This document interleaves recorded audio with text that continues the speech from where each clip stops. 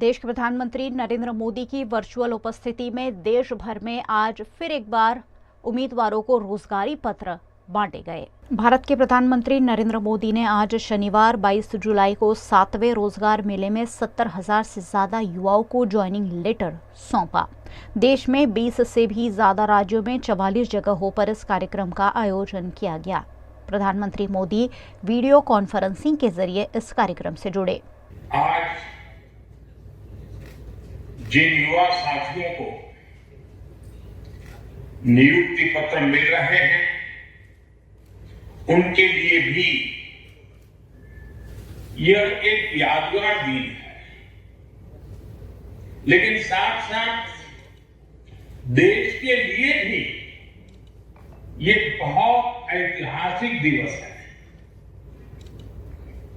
1947 आज के ही दिन यानी 22 जुलाई को तिरंगे को संविधान सभा द्वारा वर्तमान स्वरूप में स्वीकार किया गया। इस महत्वपूर्ण दिन आप सभी को सरकारी सेवा के लिए ज्वाइनिंग लेटर मिलना ये अपने आप में बहुत बड़ी प्रेरणा है। सरकारी सेवा में रहते हुए आपको हमेशा तिरंगे की आन बान शान बढ़ाने के लिए काम करना है, देश का नाम रोशन करके दिखाना है। देश भर के युवाओं को रोजगारी देने के आशय के साथ शुरू किए गए रोजगार मेले के 7वें चरण में देश भर के विभिन्न स्थलों पर यह आयोजन किया गया। वडोदरा के FGI सभागृह में भी रोजगारी पत्र वितरण समारोह आयोजित हुआ, जिसमें केंद्रीय कृषि और मत्स्य उद्योग के राज्य स्तरीय मंत्री पुरुषोत्तम रुपाला उपस्थित रहे।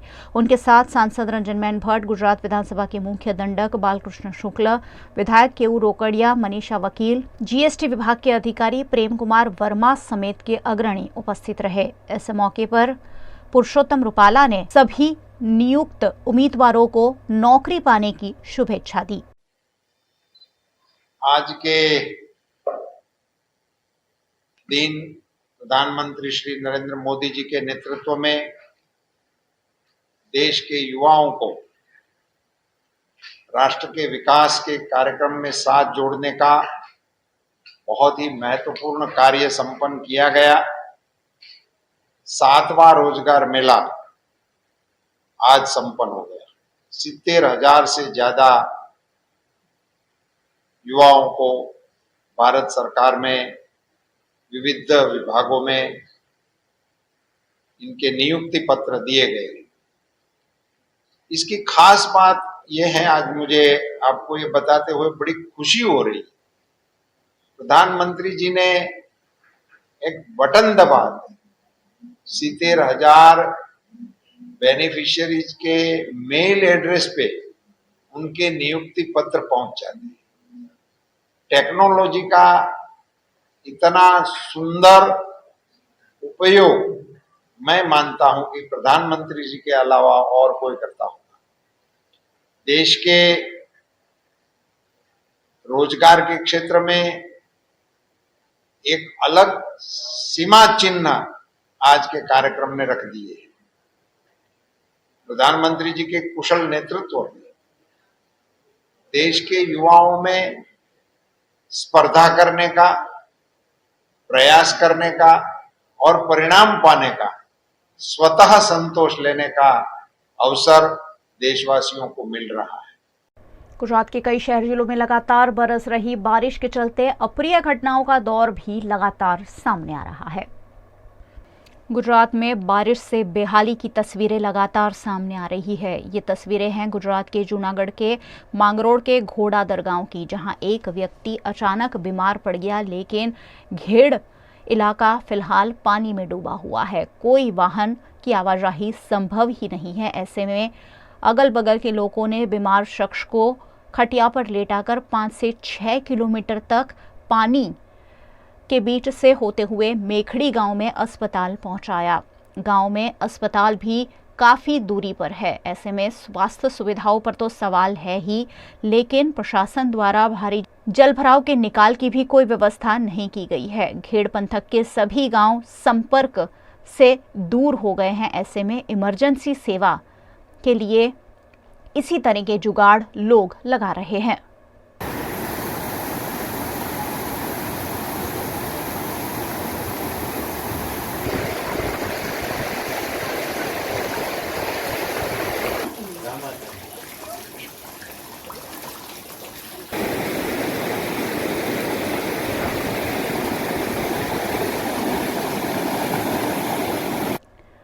गुजरात के जूनागढ़ में पिछले कई दिनों से मेघराजा की धमाकेदार बैटिंग जारी है, जिसके चलते कई इलाकों में भारी जलभराव हो गया है।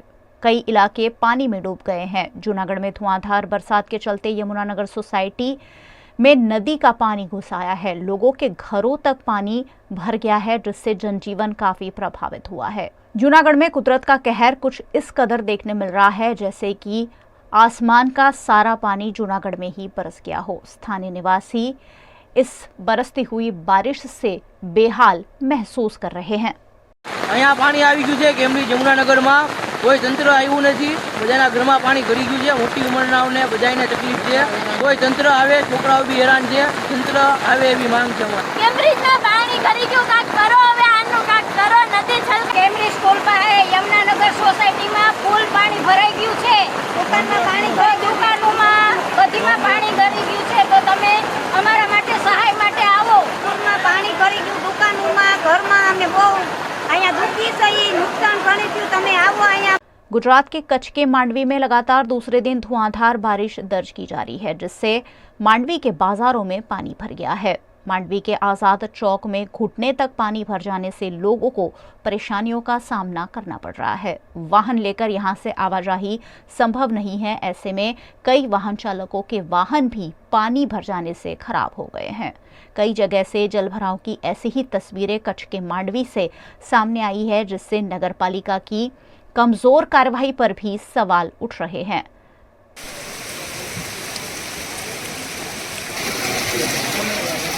गुजरात के लखतर तालुका के पेढ़ड़ा गांव में 2 घंटे में 3 इंच बारिश बरस जाने से घणाद गांव जाने वाली सड़क पर पानी भर गया। पिछले कई दिनों से लखतर के गांव में लगातार बारिश हो रही है, जिससे कई इलाकों में पानी भर जाने से स्थानीय निवासी परेशान हो रहे हैं। यहाँ प्रशासन की कोई सहायता नहीं मिलने से लोग बेबस महसूस कर रहे हैं। ग्राम पंचायत के सरपंच शिव शक्ति युवा ग्रुप द्वारा मजदूरों को जरूरी चीज वस्तु पहुंचा रहे हैं, लेकिन वो नाकाफी ही है।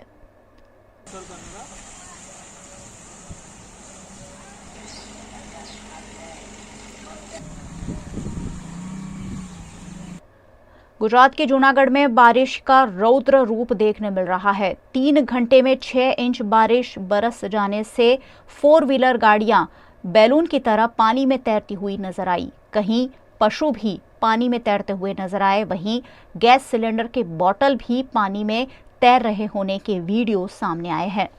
पिछले 4 दिनों से सौराष्ट्र में लगातार बारिश हो रही है, जिससे सौराष्ट्र के ज्यादातर डैम भी ओवरफ्लो हो गए हैं। जूनागढ़ में भी लगातार धुआंधार बारिश से सड़कें नदियों में तब्दील हो गई है। बरसात के रौद्र स्वरूप से यहां जनजीवन तहस नहस हो गया है। लोगों के घरों में पानी भर गया है। लोगों के घर का सामान पानी में तैरता हुआ नजर आ रहा है। गिरनार पर्वत पर करीब 14 इंच बारिश बरस गई है, जिसके चलते गिरनार का पानी जूनागढ़ शहर में घुस गया है। जिला collector, SP, mayor, deputy mayor समेत के पदाधिकारी राहत के लिए खुद सड़कों पर उतरे हुए हैं। लोगों को घरों के बाहर नहीं निकलने की अपील भी की गई है।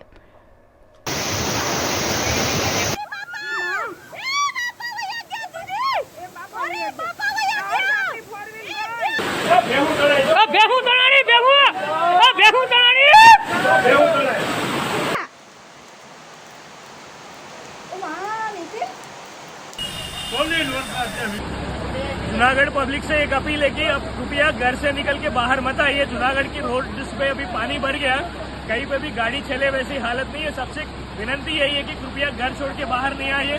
निचले विस्तार में जो आदमी है वो हमको इन्फॉर्मेशन पहुंचाइए ताकि हम आपको ऊपरी विस्तार में पहुंचा सके। गुजरात के वडोदरा शहर में मेयर को बदनाम करने की कोशिश पर भारतीय जनता पार्टी ने अल्पेश लिंबाचिया को उनके पद से हटा दिया है। गुजरात के वडोदरा शहर में भारतीय जनता पार्टी के नेताओं और पदाधिकारियों की आपसी गुटबाजी सतह पर आ गई है। वडोदरा के मेयर के खिलाफ भ्रष्टाचार की शिकायत करती हुई पत्रिका भारतीय जनता पार्टी के नगर सेवकों और पदाधिकारियों के घर पर पोस्ट के जरिए भेजी गई थी। इस मामले की जांच में कॉरपोरेशन के भारतीय जनता पार्टी के शासक पक्ष के नेता अल्पेश लिंबाचिया के साले अमित लिंबाचिया को पुलिस ने हिरासत में लिया है। इसी के तहत भारतीय जनता पार्टी के कॉरपोरेशन के पक्ष के नेता पद से नगर सेवक अल्पेश लिंबाचिया ने इस्तीफा दे दिया है। ऐसी घोषणा भारतीय जनता पार्टी के वडोदरा अध्यक्ष डॉक्टर विजय शाह ने की है। भारतीय जनता पार्टी છે શિસ્તબદ્ધ પાર્ટી છે અને આક્ષેપ કોઈ પણ હોય આક્ષેપની પણ તપાસ થાય અને સાથે સાથે પત્રિકા લખનાર વ્યક્તિની પણ તપાસ થાય પાર્ટીનો એક પરંપરા છે। ભાગરૂપે માન્ય પોલીસ કમિશનર શ્રી શમશેરસિંહને આની તપાસ કરવા માટે માન્ય મેયરશ્રીએ વિનંતી કરેલી અને મને કહેતા આનંદ થાય છે કે 4-5 દિવસના સમયગાળામાં એમાં તથ્ય છે તે બહાર આવ્યું છે।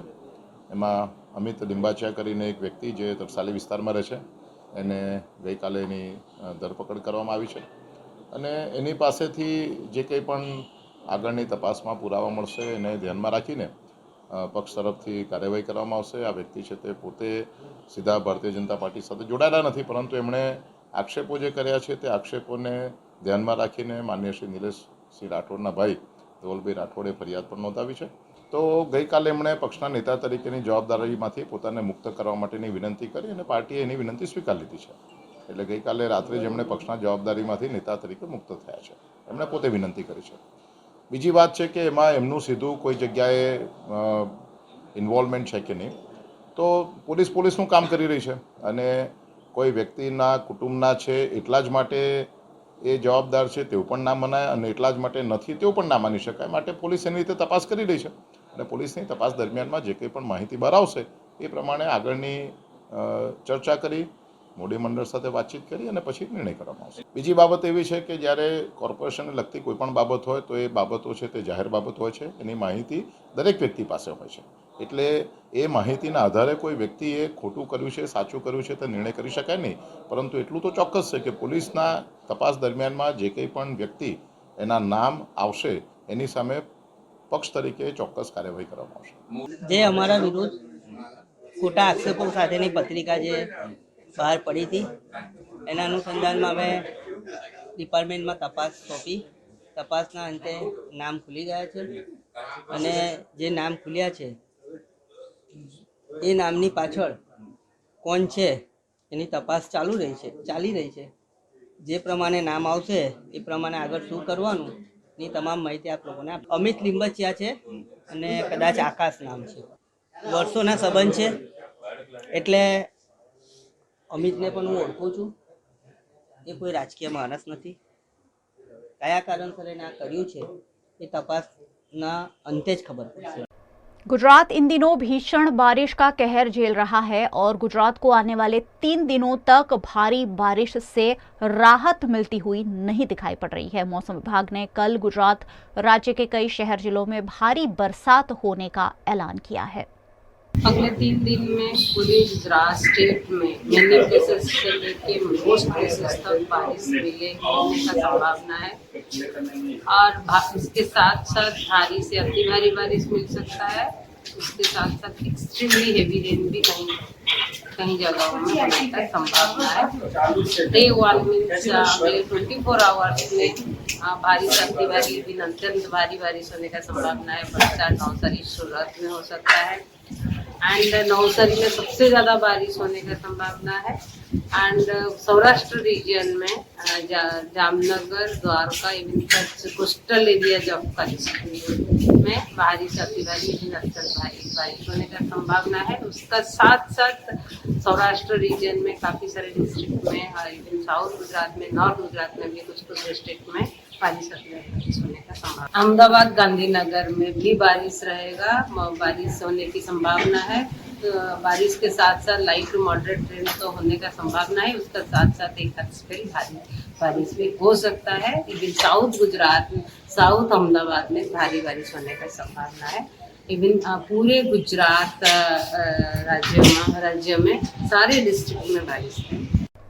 गुजरात के वडोदरा शहर में बीती रात अचानक 5 इंच बारिश एक साथ बरस गई। ऐसे में निजामपुरा के कई इलाके पानी में डूब जाने से गरीब परिवारों को काफी नुकसान उठाना पड़ा है।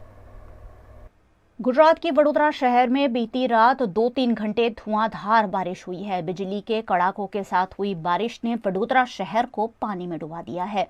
वडोदरा के निजामपुरा के पेंशनपुरा में आदर्श नगर, पटेल चौक, गांधी चौक, आंबेडकर नगर जैसे छोटे छोटे इलाके हैं जहां बीती रात भारी बारिश के चलते कई घर पानी में डूब गए हैं। लोगों के घरों में पानी भर गया है। यहां कई फीट पानी भर जाने से लोगों के घर आधे से ज्यादा पानी में डूब गए हैं। ऐसे में घर छोड़कर, घर का सामान छोड़कर लोग सुरक्षित स्थान पर पहुंच गए हैं। आज सुबह होते ही लोग अपने अपने घरों में वापस आए और हुए नुकसान का अंदाजा लिया। इस इलाके में कांग्रेस के नगर सेवक को जनप्रतिनिधि के रूप में चुना गया है, जो अभी तक लोगों की सहायता के लिए नहीं पहुंचे हैं। कॉरपोरेशन के कोई अधिकारी, कर्मचारी या सहायता भी यहां तक नहीं पहुंची है। ऐसे में असहाय लोग कॉरपोरेशन के खिलाफ अपना आक्रोश जता रहे हैं। इस इलाके में करीब 500 जितने घर हैं, उनमें से 50 जितने घर पानी में डूब गए हैं। उसके बावजूद यहां कोई सरकारी सहायता नहीं पहुंचने से लोग लाचार है और बेबस है।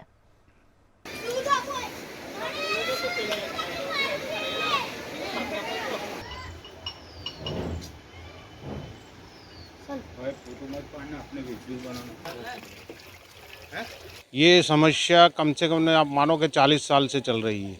जब भी अगर बारिश आता है तो ईएमई यहाँ पे है, उनसे पूरा बारिश अंदर आ जाता है। और देख रहे हो आप कितने भी कम से नहीं तो 50 से ज़्यादा झुपड़े मतलब डूब चुके हैं। सभी लोगों को जो रास्ते के यहाँ पे लोग रहते हैं, एक दूसरे को हेल्प करके ने पूरा सब साथ में रखते हैं। ये समस्या कम से कम आप नहीं मानोगे, बीजेपी सरकार थी, बीजेपी के कॉर्पोरेटर थे तब भी थी। अभी वार्ड नंबर 1 लगता है, कांग्रेस के चारों अभी तक कोई देखने के लिए नहीं आया कि इतना पानी गिरने के बावजूद भी। पुष्पा वाघेला है, जा भाई है, राजेश भाई है और ये अपने अमीर रावत है। ये इनका पूरा वार्ड लगता है। पूरा इसके अंदर कोई व्यवस्था करने में आई उनकी तरफ? कोई व्यवस्था नहीं है।